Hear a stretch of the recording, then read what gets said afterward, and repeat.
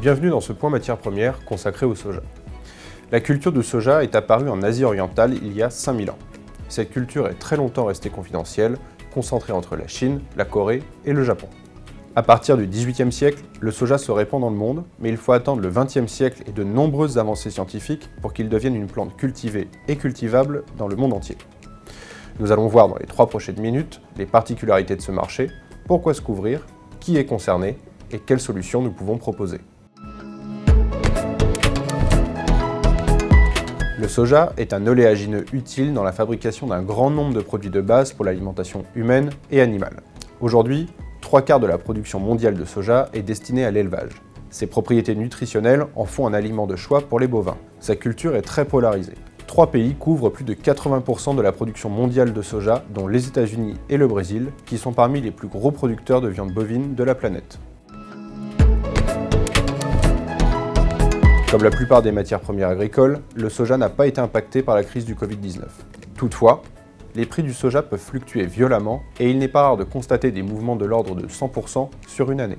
Ces mouvements peuvent être justifiés de plusieurs manières. La météo, des températures élevées ou de la pluie en abondance peuvent drastiquement faire chuter les rendements et donc l'offre. L'évolution de la demande.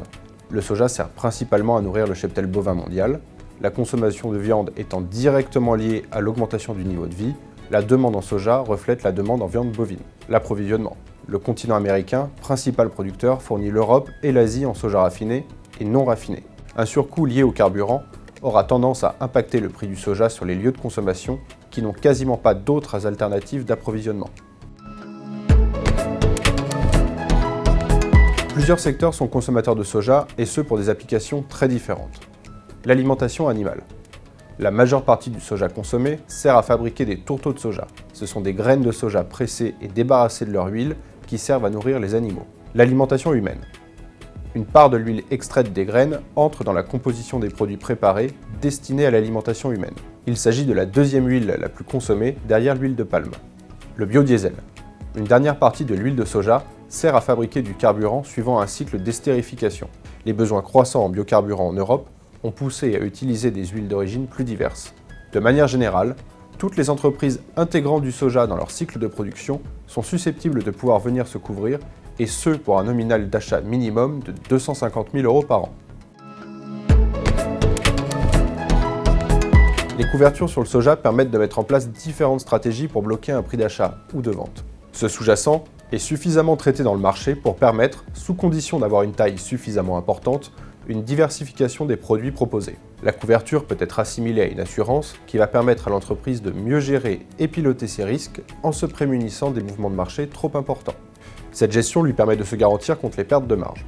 La couverture de ces risques permet donc de mieux maîtriser son exposition aux fluctuations de marché, d'avoir plus de visibilité sur sa trésorerie et donc de faciliter la gestion des budgets et des prix fixés pour les clients. Cet outil est d'autant plus intéressant que la plupart de nos clients sont des PME dont les rôles clés peuvent être occupés par une seule et même personne. On peut ainsi offrir aux clients de la visibilité, une optimisation de son temps et une tranquillité sur un sujet qui pouvait être source d'inquiétude.